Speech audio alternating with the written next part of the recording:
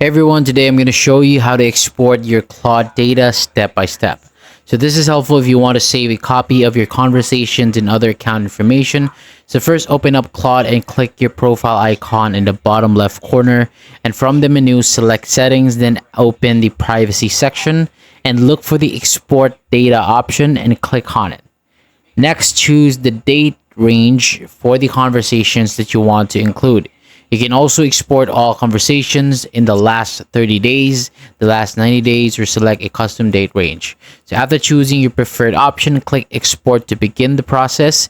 And once the export is ready, Claude will send an email letting you know that your data is available. So open the email and click download data, and the file will download as a zip folder. And after extracting the folder, you will see different JSON files containing information such as your conversations, memories, projects, and user data. So thank you so much for watching. For more videos like this, hit the subscribe button below, and I'll see you on the next video.